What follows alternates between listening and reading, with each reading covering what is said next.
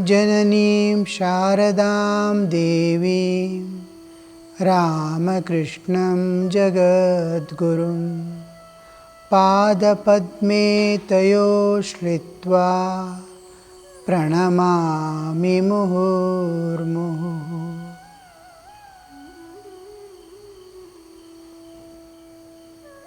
ಎಲ್ಲರಿಗೂ ದೀಪಾವಳಿಯ ಶುಭಾಶಯಗಳು. ಹಬ್ಬಗಳಲ್ಲಿ ದೀಪಾವಳಿ ಒಂದು ಅದ್ಭುತವಾದ ಹಬ್ಬ. ಒಂದು ಪುಟ್ಟ ಮಗುವಿನಿಂದ ಹಿಡಿದು ಮುದುಕನವರೆಗೂ ಆನಂದದಿಂದ ಸುತ್ತಾಡಿ ಆ ಶಬ್ದಗಳ ಮಧ್ಯದಲ್ಲಿ ಓಡಾಡ್ತಾ ತಮ್ಮ ಆನಂದವನ್ನು ವ್ಯಕ್ತಪಡಿಸ್ತಾರೆ. ಈ ಆನಂದ ಸಾಧಾರಣ ಆನಂದ ಅಲ್ಲ, ಇದು ಒಂದು ದಿವ್ಯವಾದ ಆನಂದ. ಯಾಕಂದರೆ ಧರ್ಮದ ಜೊತೆಗೆ ಮತ್ತು ಆಧ್ಯಾತ್ಮಿಕದ ಜೊತೆಗೆ ಸೇರಿ ಅದಕ್ಕೆ ಒಂದು ಹೊಸ ಬಣ್ಣ ಬಂದಿರುತ್ತೆ. ಅಲ್ಲಿ ಎಲ್ಲ ಭೇದಗಳು ಕರಗಿ ಆಧ್ಯಾತ್ಮಿಕತೆ ಯಾವಾಗ ಬರುತ್ತೋ ಎಲ್ಲ ಭೇದಗಳು ಕರಗಿ ಸಮರಸವಾಗ್ತಾ ಇರುತ್ತೆ. ನಾವು ಜೀವನದಲ್ಲಿ ನೋಡ್ತೀವಿ, 4 ರೀತಿಯ ಜೀವನ ಇದೆ. ದುಷ್ಟ ಜೀವನ, ಶಿಷ್ಟ ಜೀವನ, ಧಾರ್ಮಿಕ ಜೀವನ, ಆಧ್ಯಾತ್ಮಿಕ ಜೀವನ. ದುಷ್ಟ ಜೀವನದಲ್ಲಿ ಪರರ ಕೆಡುಕು ಮಾಡೋದೇ ನಮ್ಮ ಕಾರ್ಯವಾಗಿಬಿಟ್ಟಿರುತ್ತೆ. ನಂದು ಹಾನಿ ಆದರೂ ಪರವಾಗಿಲ್ಲ, ನಿನ್ನ ಹಾನಿ ಮಾಡೇ ಮಾಡ್ತೀನಿ ಅಂತ ಓಡ್ತಾನೆ ಮಾಡ್ತಾ ಎಲ್ಲಿ ಪ್ರಕೃತಿ ಅದೇ ಥರ ದುಃಖಕ್ಕೆ ಮತ್ತು ಕಷ್ಟಕ್ಕೆ ಈಡು ಮಾಡ್ತಾ ಇರ್ತಾಳೆ. ಒಳಗಡೆ ಪಶ್ಚಾತ್ತಾಪಗಳು ಕುದೀತಾ ಇರುತ್ತೆ. ತ್ರಾಯಿ ಅನ್ನೋವರೆಗೂ ಪ್ರಕೃತಿ ಬಿಡಲ್ಲ. ನಾನು ಎಲ್ಲೂ ಓಡ್ತಾ ಇದ್ದೀನಿ ಅಂತ ಸ್ವಲ್ಪ ಜ್ಞಾನ ಬಂದಾಗ ಆ ದುಷ್ಟತೆ ಕಡಿಮೆ ಆಗ್ತಾ ಬರುತ್ತೆ. ಒಳ್ಳೆ ಜೀವನ ನಡೆಸ್ತೀನಿ, ಏನು ಬರುತ್ತೋ ಅದರಲ್ಲೇ ಜೀವನ ಮಾಡ್ಕೋತೀನಿ, ಇಷ್ಟರಲ್ಲೇ ಅಂದ್ಬಿಟ್ಟು ಅವನ ಶಿಷ್ಟ ಜೀವನಕ್ಕೆ ಬರ್ತಾನೆ. ಶಿಷ್ಟ ಜೀವನಕ್ಕೆ ಬಂದರೂ ದುಃಖ ಕಷ್ಟಗಳ ಪರಂಪರೆ ಬಿಡೋದಿಲ್ಲ. ರೋಗವು, ಶೋಕವು, ನಾನು ಯಾರನ್ನು ಪ್ರೀತಿಸ್ತಾನೋ ಒಂದಲ್ಲ ಒಂದು ದಿವಸ ಹೊರಟೋಗ್ತಾರೆ. ಅದು ಕರ್ಮಾಧೀನವೋ ವಿಧಿಯೋ ಗೊತ್ತಾಗಲ್ಲ, ಬಟ್ ಹೋಗಲೇಬೇಕು. ಶರೀರ ಎಷ್ಟೇ ಸುಂದರವಾಗಿರಲಿ, ಎಷ್ಟೇ ಸಶಕ್ತವಾಗಿರಲಿ, ಮುದಿಪ್ರಾಯ ಬಂದೇ ಬರುತ್ತೆ. ಈ ದುಃಖಗಳೆಲ್ಲ ಹೇಗೆ ಪಾರು ಮಾಡೋದು? ಅವನು ಯಾವುದೋ ಒಂದು ಈ ವಿಶ್ವದ ಅತೀತವಿರೋ ಒಂದು ಶಕ್ತಿಯನ್ನು ಕರೀತಾನೆ. ಆಗ ಭಗವಂತ ಇದ್ದಾನೆ ಅನ್ನೋ ಒಂದು ಮತಿ ಸ್ವೀಕಾರ ಮಾಡುತ್ತೆ. ಆವಾಗ ಧಾರ್ಮಿಕ ಜೀವನವನ್ನು ಆರಂಭಿಸ್ತಾನೆ. ಧಾರ್ಮಿಕ ಜೀವನದಲ್ಲಿ ಪ್ರತಿಯೊಂದಕ್ಕೂ ನಿಯಮ, ಕೂತ್ಕೊಳ್ಳೋಕ್ಕೆ ನಿಯಮ, ಮುಟ್ಟಕ್ಕೆ ನಿಯಮ, ಸ್ನಾನಕ್ಕೆ ನಿಯಮ, ಎಲ್ಲಿ ನೋಡಿದ್ರೂ ನಿಯಮ. ಯಾವ ಕಡೆ ಮುಖ ಮಾಡ್ಕೊಂಡು ಕೂತ್ಕೋಬೇಕು, ಪೂರ್ವಕ್ಕೆ ಮುಖ ಮಾಡಬೇಕು, ಪಶ್ಚಿಮಕ್ಕೆ ಮಾಡಬೇಕು, ಇದಕ್ಕೆ ಮುಟ್ಬೋದು, ಅದಕ್ಕೆ ಮುಟ್ಬಾರ್ದು, ಇದೆಲ್ಲ ನಿಯಮಗಳಿಂದ ಬದ್ಧನಾಗಿ ಹೆದರ್ಕೊಂಡು ನಡೀತಾನೆ. ಹೆದರಿ ನಡೆದಾಗ ಅವನ ಪತನವಾಗಲ್ಲ. ಅವನ ಜೀವನ ಅಷ್ಟೊಂದು ಆನಂದವಿಲ್ಲದೆ ಇದ್ರೂ ತೃಪ್ತಿ ಇರುತ್ತೆ, ಸುಖವಿಲ್ಲದಿದ್ರೂ ದುಃಖವಿರಲ್ಲ. ಆದ್ದರಿಂದ ಅವನು ಬ್ಯಾಲೆನ್ಸ್ ಮಾಡ್ಕೊಂಡು ಹೋಗ್ತಾ ಇರ್ತಾನೆ. ಆ ಕೊನೆಗೆ ಜೀವನದ ಅಂತ್ಯದ ಬಂದು ನೋಡಿದ್ರೆ ಏನು ಪ್ರಾಪ್ತಿಗ ಮಾಡಿದೆ, ಏನು ಗಳಿಸ್ದೆ ಅಂತ ನೋಡಿದ್ರೆ ಏನೂ ಗಳಿಸಲಿಲ್ಲ. ಯಾಕಂದರೆ ಅವನದು ಪತನವಾಗಲಿಲ್ಲ, ಅದೇ ಒಂದು ಅವನು ಪ್ರಾಪ್ತಿ ಮಾಡಿದ್ದು. ಇದಾದ ಮೇಲೆ ಅವನು ಪ್ರಾಪ್ತಿಗಾಗಿ ಅಯ್ಯೋ ನಾನು ಖಾಲಿ ಕೈಯಿಂದ ಹೋಗೋದಾ ಈ ಜಗತ್ತಿನಿಂದ, ಏನಕ್ಕೆ ಬಂದೆ ಈ ಜಗತ್ತಿಗೆ, ಏನು ಬೇಕಾಗಿತ್ತು ನನಗೆ, ಯಾಕೆ ಪ್ರಕೃತಿ ನಾನು ಕರ್ಕೊಂಬಂದಿದ್ಲು, ನನ್ನ ಕರ್ತವ್ಯಗಳೇನಿತ್ತು, ಇದನ್ನೆಲ್ಲ ಯೋಚಿಸ್ತಾನೆ. ಆವಾಗ ಅವನಿಗೆ ಶಾಶ್ವತವಾದ ಆನಂದ, ಶಾಶ್ವತವಾದ ನೆಲೆ ಇದೆ, ನಿರಂತರ ಜೀವನ ಇದೆ ಅಂತ ಗೊತ್ತಾಗುತ್ತೆ. ಆ ಪ್ರಾಪ್ತಿಗಾಗಿ ಸಾಧನೆಯಲ್ಲಿ ತೊಡಗ್ತಾನೆ. ಸಾರಿ ಪ್ರಕೃತಿಯನ್ನು ದಾಟಬೇಕು, ಆಂತರಿಕ ಪ್ರಕೃತಿ ಬಾಹ್ಯಿಕ ಪ್ರಕೃತಿ ದಾಟಿ ಅವನು ನಿತ್ಯ ಶಾಶ್ವತ ನೆಲೆಯನ್ನು ಪ್ರಾಪ್ತಿ ಮಾಡಬೇಕು. ಒಳಗಿನ ಕಾಮಕ್ರೋಧಾದಿಗಳು ಪ್ರಕೃತಿ ಪ್ರಚೋದನೆ ಇರ್ಬೋದು, ಅಥವಾ ನಾವೇ ಹ್ಯಾಬಿಚುಯಲಿ ಗಳಿಸಿದ ವಾಸನೆಗಳಿರ್ಬೋದು. ಆಂತರಿಕ ಪ್ರಕೃತಿಯನ್ನು ದಾಟಬೇಕು, ಹೊರಗಿನ ಪ್ರಕೃತಿ ದಾಟಬೇಕು. ದಾಟಿ ಅವನು ನಿತ್ಯ ನೆಲೆಯನ್ನು ಪ್ರಾಪ್ತಿ ಮಾಡ್ತಾನೆ. ಶಾಶ್ವತ ಆನಂದ, ಸಂಪೂರ್ಣ ಸ್ವಾತಂತ್ರ್ಯ ಪ್ರಕೃತಿಯಿಂದ ಪ್ರಾಪ್ತಿ ಮಾಡ್ತಾನೆ. ಇದು ಆಧ್ಯಾತ್ಮಿಕ ಜೀವನ. ಆಧ್ಯಾತ್ಮಿಕ ಜೀವನದಲ್ಲಿ ಯಾವ ನಿಯಮವೂ ಇಲ್ಲ. ಭಗವಂತನ ಒಂದು ತಾಯಿ ಮಗುನ ಪ್ರೀತಿಸ್ದಂಗೆ ಭಾಳ ಪ್ರೀತಿಸೋದು ಭಗವಂತನ. ಇದು ಆಧ್ಯಾತ್ಮಿಕ ಜೀವನ. ಅಲ್ಲಿ ನಿಯಮಗಳೆಲ್ಲ ಹೊರಟೋಗ್ಬಿಡುತ್ತೆ. ಆಧ್ಯಾತ್ಮಿಕ ಜೀವನದಿಂದ ಹೊರಗಡೆ ಬಂದಾಗ ಅವನು ನಿತ್ಯ ದೈವತ್ವದಲ್ಲಿ ನೆಲೆ ಆಗ್ತಾನೆ. ಪ್ರತಿಯೊಬ್ಬರಲ್ಲಿ ಪಶುಭಾವ, ಮಾನವ ಭಾವ, ದೈವ ಭಾವ ಮೂರಿರುತ್ತೆ. ಈ ಮೂರು ಭಾವಗಳು ಅವನು ಪಶುಭಾವ ನಾಶ ಮಾಡಬೇಕು, ಅನಿಮಲ್ಹುಡ್. ಆಮೇಲೆ ಮಾನವ ಭಾವವನ್ನು ಪಾರು ಮಾಡಿಬಿಟ್ಟು ಮೇಲೆ ಹೋಗಬೇಕು. ಅದಕ್ಕಿಂತ he has to grow beyond the limitations of humanity. ಆಮೇಲೆ ಅವನು ಒಳಗಿನ ಆ ದೈವತ್ವವನ್ನು ಪ್ರಕಾಶ ಮಾಡಬೇಕು. To destroy the animalhood in us, transcend the humanhood and manifest the inner divinity. ಇಷ್ಟೇ ನಮ್ಮ ಜೀವನದ ಆವಾಗ ನಿರಂತರ ಆನಂದ. ನಮಗಿವಾಗ ಸಿಗೋದು ಸುಖ ಆನಂದಗಳು ಇಲ್ಲೊಂದು ತೊಟ್ಟು, ಅದರ ಸುತ್ತಲೂ ದುಃಖ ಮತ್ತು ಬಂಧನದ ಪರಂಪರೆ, ಆಮೇಲೆ ಒಂದು ತೊಟ್ಟು ಆನಂದ. ಕ್ಷಣಿಕ ಆನಂದಗಳನ್ನು ಪಡಿತಾ ಹೋಗ್ತಾ ಇದ್ದೀವಿ. ಅಲ್ಲಿ ನಿರಂತರ ಆನಂದದ ಧಾರೆ ಸಿಗ್ತಾ ಇರುತ್ತೆ. ಕೊನೆಯಲ್ಲಿ ಆನಂದ ಸಾಗರವೇ ಆಗಿಬಿಟ್ಟಿರ್ತಾನೆ. ಸೊ ಇದು ಆಧ್ಯಾತ್ಮಿಕ ಬೆಳಕು, ಎನ್ಲೈಟನ್ಮೆಂಟ್. ನಮ್ಮ ಜೀವನದಲ್ಲಿ 3 ಪ್ರಕಾರದ ಕತ್ತಲು ಬರುತ್ತೆ. ಮಾನಸಿಕ ಕತ್ತಲು, ಬಾಹ್ಯಿಕ ಕತ್ತಲು ಮತ್ತು ಆಧ್ಯಾತ್ಮಿಕ ಕತ್ತಲು. ನಮ್ಮ ಜೀವನದಲ್ಲಿ ನಮ್ಮ ಪ್ರಿಯರು ಹೋದಾಗ ಎಂಥ ಒಂದು ಶೋಕದಿಂದ ಆ ಹೃದಯ ತುಂಬ್ಕೊಂಡು ಬಿಟ್ಟಿರುತ್ತೆ. ಆ ಖಾಲಿತನ, ಆ ಕತ್ತಲನ್ನು ತುಂಬಕ್ಕೆ ಆಗಲ್ಲ ಬೆಳಕು ತರಕ್ಕೆ. ಅವನು ಬೇರೆ ಯಾವುದಾನೇ ಒಂದು ವಿವೇಕವನ್ನು ಧರಿಸಿ ಎಲ್ಲವನ್ನು ನೋಡಿ ಇಲ್ಲೆಲ್ಲ ಕ್ಷಣಭಂಗುರ ಅಂತ ಅರ್ಥ ಮಾಡಿಕೊಂಡು ಅಲ್ಲಿ ಬೆಳಕು ತರಬೇಕಾಗತ್ತೆ ಜೀವನದಲ್ಲಿ. ಅದೇ ಥರ ಬಾಹ್ಯಿಕ ಕತ್ತಲು ದೀಪಗಳು ಹಚ್ಚಿ ನಾವು ತೆಗಿಬೋದು. ಆಧ್ಯಾತ್ಮಿಕ ಬೆಳಕು ಭಗವತ್ ಪ್ರಾಪ್ತಿಯಿಂದನೇ ಸಿಗೋದು, ನನ್ನ ಆತ್ಮ ಸಾಕ್ಷಾತ್ಕಾರದಿಂದನೇ ಸಿಗುವಂಥ ಬೆಳಕು. ಈ 3 ಬೆಳಕು, ಬಾಹ್ಯಿಕ ಬೆಳಕು, ಮಾನಸಿಕ ಬೆಳಕು, ಬೌದ್ಧಿಕ ಬೆಳಕು ಮತ್ತು ಆಧ್ಯಾತ್ಮಿಕ ಬೆಳಕು, ಈ ಬೆಳಕಿನ ಪ್ರತೀಕ ನಮ್ಮ ದೀಪಾವಳಿ. ದೀಪಾವಳಿಯ ಹಬ್ಬ ಅಂತಂದರೆ ನಮ್ಮ ಒಳಗಡೆಯ ಆನಂದವನ್ನು ಹೊರಗೆ ಹಾಕೋದು, ಎಲ್ಲರ ಜೊತೆಗೆ ಆನಂದ ಮತ್ತು ಶಾಂತಿಯನ್ನು ವಿನಿಮಯ, ನಂದು ನೀನು ತಗೊಳ್ಳೋದು, ನಿನ್ನ ತಗೊಳ್ಳೋದು, ಒಂದು ಸಾಮರಸ್ಯದಲ್ಲಿ ಎಲ್ಲರೂ ಸ್ಥಿತರಾಗಿ ಒಬ್ಬರನ್ನೊಬ್ಬರು ನೋಡಿ ಆನಂದಿಸೋದು. ಇದು ಹಬ್ಬದ ಒಂದು ತರೀಕ. ಇದು ನಮ್ಮ ದೀಪಾವಳಿಗೆ ಬಂದಾಗ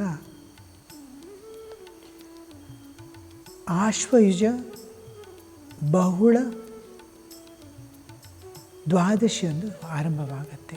5 ದಿನದ ಹಬ್ಬ ಇದು ಮತ್ತು ಕಾರ್ತಿಕ ಮಾಸದ ಶುಕ್ಲ ಪಾಡ್ಯಮಿ ದಿವಸ ಅಂತ್ಯವಾಗತ್ತೆ. 2 ದಿವಸ ದ್ವಾದಶಿ ಮತ್ತು ತ್ರಯೋದಶಿ ಮನೆ ಶುದ್ಧೀಕರಣ, ಆಮೇಲೆ ನೀರು ತುಂಬುವ ಹಬ್ಬ, ರಂಗೋಲಿಗಳು ಹಾಕೋದು, ವಿಧ ವಿಧವಾದ ಭಕ್ಷ್ಯಭೋಜ್ಯಗಳು, ಬಟ್ಟೆ ಉಡುಗೆ ತೊಡುಗೆಗಳು ಇದೆಲ್ಲ ರೆಡಿ ಮಾಡ್ತಾರೆ. ಚತುರ್ದಶಿ ದಿವಸ ಅಭ್ಯಂಜನ ಸ್ನಾನ, ಎಣ್ಣೆ ಹಚ್ಕೊಂಡು ಬಿಸಿ ಬಿಸಿ ನೀರಿಂದ ಸೂರ್ಯೋದಯದ ಮುಂಚೆ ಸ್ನಾನ ಮಾಡಿ ಮನೆ ಮುಂದೆ ದೀಪ ಹಚ್ಚಿಟ್ಟು ಹೊಸ ಬಟ್ಟೆಗಳನ್ನೆಲ್ಲ ಹಾಕಿ ಒಬ್ರಿಗೊಬ್ರಿಗೂ ಉಡುಗೊರೆಗಳನ್ನು ತಗೊಳ್ಳೋದು ಕೊಡೋದು ಎಲ್ಲ ನಡೆಯುತ್ತೆ. ಆಮೇಲೆ ಅಮಾವಾಸ್ಯೆ ದಿವಸ ನಮ್ಮ ಪಿತೃಗಳು ನಮ್ಮನ್ನಿಂದ ಅಗಲಿ ಹೋದ ಪಿತೃಗಳಿಗೆ ಸ್ಮರಿಸಿ ಅವರಿಗೆ ತರ್ಪಣ ಕೊಡಲಾಗತ್ತೆ. ಅವ್ರಿಗೆ ತೃಪ್ತಿ ಮಾಡಿದ್ರೆ ನಮ್ಮ ಜೀವನ ಸುಗಮವಾಗಿ ಹೋಗುತ್ತೆ. ನಾವು ಅವ್ರು ನೆನೆಸ್ಕೊಂಡ್ರೆ ನಮ್ಮನ್ನು ಯಾರೋ ನೆನೆಸ್ಕೋತಾರೆ. ಈ ಭಾವನೆಯಿಂದ ಬೆಳಕು ಬರಬೇಕು, ನನ್ನ ಜೀವನದಲ್ಲಿ ಬೆಳಕು ಬರಬೇಕು, ನನ್ನ ಯಾವ್ಯಾವ ಋಣವಿದೆಯೋ ಅದೆಲ್ಲ ತೀರಿಸ್ಬೇಕು ಅಂತ ಪಿತೃಋಣವನ್ನು ಆವತ್ತು ತೀರಿಸ್ತಾನೆ. ಮತ್ತು ಬಂದು ಪಾಠ್ಯ ಆವತ್ತಿಂದ ನಿಜವಾದ ಜ್ಯೋತಿಗಳನ್ನು ಹಿಂದಿನ ದಿವಸ ರಾತ್ರಿ, that is the darkest day of the year.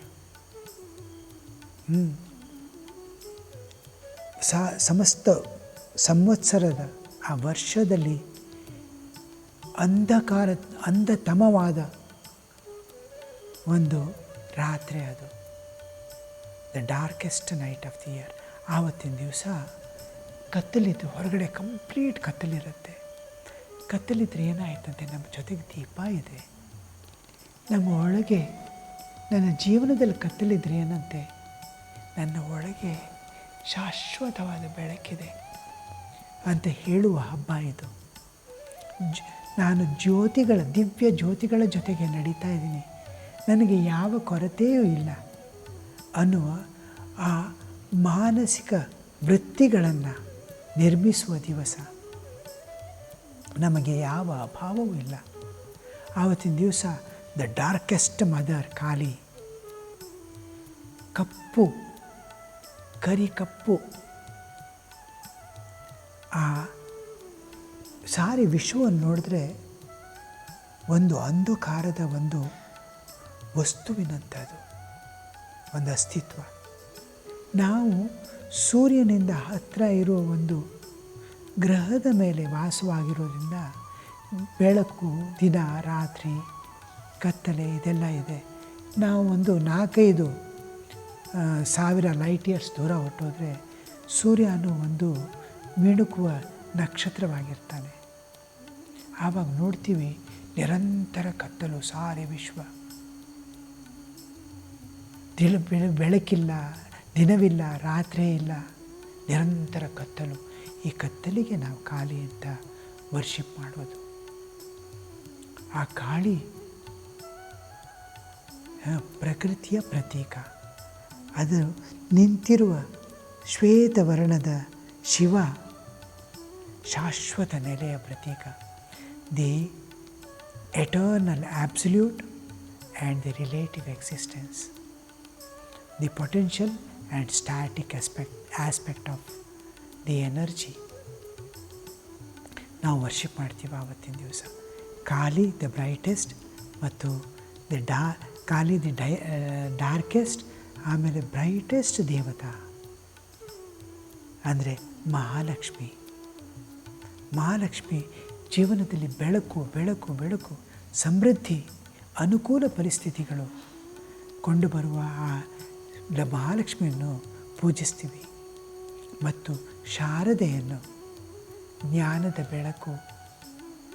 ಯಾವ ಕತ್ತಲೆಯಿಂದ ಹೊರಗಡೆ ಬಂದರೆ ನಮ್ಮ ಶಾಶ್ವತ ಸುಖ ಶಾಂತಿಗಳು ಪ್ರಾಪ್ತಿಯಾಗುತ್ತೋ ಆ ಶಾರದೆಯನ್ನು ಪೂಜಿಸ್ತೀವಿ. ಸೊ ಮಹಾಕಾಳಿ, ಮಹಾಲಕ್ಷ್ಮಿ, ಮಹಾಸರಸ್ವತಿಯ ಪೂಜೆ ನಡೆಯುತ್ತೆ. ಬೆಂಗಾಲಲ್ಲಿ ಮಾತ್ರ ವಿಶೇಷವಾಗಿ ಮಹಾಕಾಳಿ ಪೂಜೆ ಆಗುತ್ತೆ. ನಮ್ಮ ದಕ್ಷಿಣ ಭಾರತದಲ್ಲಿ ಮಹಾಕಾಳಿ ಪೂಜೆ ಮಾಡುವ ವಿಶೇಷವಾದ ಪರ್ವವಲ್ಲ ಇದು. ನಾವು ಸ್ವಲ್ಪ ಕಾಳಿ ಅಂದರೆ ಹೆದರುವ ಜನರು, ಬಟ್ ಅದು ಡಿಸ್ಟ್ರಾಯರ್ ಆಫ್ ಈವಿಲ್, ದುಃಖ ದೋಷಗಳು ಮತ್ತು ಕೆಡಕು ಮತ್ತು ಅಭಾವಗಳನ್ನು ನಾಶ ಮಾಡುವ ದೇವತೆ ಅಂತ ನಾವು ಪೂಜಿಸ್ತೀವಿ. ನಮ್ಮಲ್ಲಿ ಎಷ್ಟೋ ಕೆಟ್ಟತನಗಳಿವೆ ಒಳಗಡೆ ಹೊರಗಡೆ, ಅದನ್ನೆಲ್ಲ ನಾಶ ಮಾಡಲಿ ಆ ತಾಯಿ. ಆ ನಾಶ ಮಾಡುವ ತಾಯಿ ಕಾಳಿ ಅಂತ. ಅದೇ ಥರ ಎಲ್ಲ ಸಮೃದ್ಧಿ ಅನುಕೂಲ ಪರಿಸ್ಥಿತಿಗಳನ್ನು ತಂದುಕೊಡುವ ಲಕ್ಷ್ಮಿ ಮತ್ತು ಸದಾ ಆನಂದ ಸಾಗರದಲ್ಲಿ ಮುಳುಗಿಸುವ ಆ ಜ್ಞಾನದ ಬೆಳಕನ್ನು ನೀಡುವ, ಭಕ್ತಿಯ ಬೆಳಕನ್ನು ನೀಡುವ, ಆ ಪ್ರೇಮದ ಬೆಳಕನ್ನು ನೀಡುವ, ಸಾರಿ ವಿಶ್ವಕ್ಕೆ ಕೂಡ ಆಗ ಪ್ರೇಮ ಆ ಶಾರದೆ, ಈ 3 ದೇವತೆಗಳ ಪೂಜೆ ಆಗುತ್ತೆ ಆವತ್ತಿನ ದಿವಸ. ಅದೇ ಥರ varieties of food items, varieties of clothing, varieties of ornaments, ಉಡುಗೆ ತೊಡುಗೆಗಳು, ಆಹಾರ ಪದಾರ್ಥಗಳು, ಇದನ್ನೆಲ್ಲ ತಿನ್ನೋದು ಉಡೋದು ಮಾತ್ರವಲ್ಲ, ಉಡುಗೊರೆಯಾಗಿ ಪರರಿಗೆ ಕೊಟ್ಟು ಪರರಿಂದ ಪಡೆಯೋದೂ ಇದೆ. ಮತ್ತು ಎಲ್ಲೆಲ್ಲೂ ಬೆಳಕು ಬೆಳಕು. ಈ ಬೆಳಕು ನಮ್ಮ ಅಂಗಾಂಗಗಳಲ್ಲಿ, ನಮ್ಮ ಮನಸ್ಸು, ಬುದ್ಧಿ, ಇಂದ್ರಿಯಗಳಲ್ಲಿ, ನಮ್ಮ ಆತ್ಮದಲ್ಲಿ. ನಮ್ಮಲ್ಲಿ 2 ಭಾಗವಿದೆ, ಜಡ ಮತ್ತು ಚೈತನ್ಯ. ಈ ಚೈತನ್ಯದ ಬೆಳಕಿನಿಂದ ಈ ಜಡವೂ ಬೆಳಕಾಗಿ ಕಾಣುತ್ತೆ. ಈ ಚೈತನ್ಯದ ಬೆಳಕು ನಮ್ಮ ಜೀವನದಲ್ಲಿ, ನಮ್ಮ ಜಡದಲ್ಲಿ ಆ ಬೆಳಕು ಕೊಡ್ತಾ ಇರಲಿ ಮತ್ತು ಶಾಶ್ವತ ನೆಲೆಯ ಬೆಳಕು ನಮ್ಮ ವಿಶ್ವವನ್ನು ಸದಾ ವ್ಯಾಪಿಸಿರಲಿ ಅನ್ನುವ ಒಂದು ಪ್ರಾರ್ಥನೆಯ ಜೊತೆಗೆ ಈ ದಿವ್ಯವಾದ ಜ್ಯೋತಿಯ ದಿವ್ಯ ಆನಂದದ ಅನುಭವವನ್ನು ಆವತ್ತಿನ ದಿವಸ ಈ ಭಾರತ ಎಲ್ಲೆಲ್ಲೂ, ಸಮಸ್ತ ಭಾರತದಲ್ಲಿ ಎಲ್ಲ ಜನರು ಒಟ್ಟುಗೂಡಿ ಮಾಡುವ ಒಂದೇ ಒಂದು ಹಬ್ಬ ಅಂದರೆ ಇದು 5 ದಿನದ ಪರ್ವ ಕಾಲ ನಡೀತಾ ಇರುತ್ತೆ. ಆವತ್ತಿನ ದಿವಸ ನಿಮ್ಮೆಲ್ಲರಿಗೂ ಆ ಆಧ್ಯಾತ್ಮಿಕ ಬೆಳಕು, ಆ ಮಾನಸಿಕ ಬೆಳಕು, ಹೊರಗಿನ ಬೆಳಕು, ಒಳಗಿನ ಬೆಳಕು, ಎಲ್ಲೆಲ್ಲೂ ಬೆಳಕು, ಎಲ್ಲೆಲ್ಲೂ ಆನಂದ, ಎಲ್ಲೆಲ್ಲೂ ಶಾಂತಿ.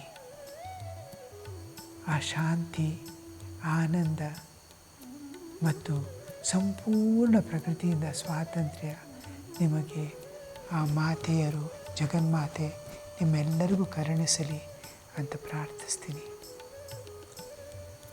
ಓಂ ತಚ್ಚಂಯೋರಾವೃಣೀಮಹೇ ಗಾತುಂ ಯಜ್ಞಾಯ ಗಾತುಂ ಯಜ್ಞಪತಯೇ ದೈವೀ ಸ್ವಸ್ತಿರಸ್ತು ನಃ ಸ್ವಸ್ತಿರ್ಮಾನುಷೇಭ್ಯಃ ಊರ್ಧ್ವಂ ಜಿಗಾತು ಭೇಷಜಂ ಶನ್ನೋ ಅಸ್ತು ದ್ವಿಪದೇ ಶಂಚತುಷ್ಪದೇ. ಓಂ ಶಾಂತಿ ಶಾಂತಿ ಶಾಂತಿ. ಹರಿ ಓಂ ತತ್ಸತ್. ಶ್ರೀರಾಮಕೃಷ್ಣಾರ್ಪಣಮಸ್ತು.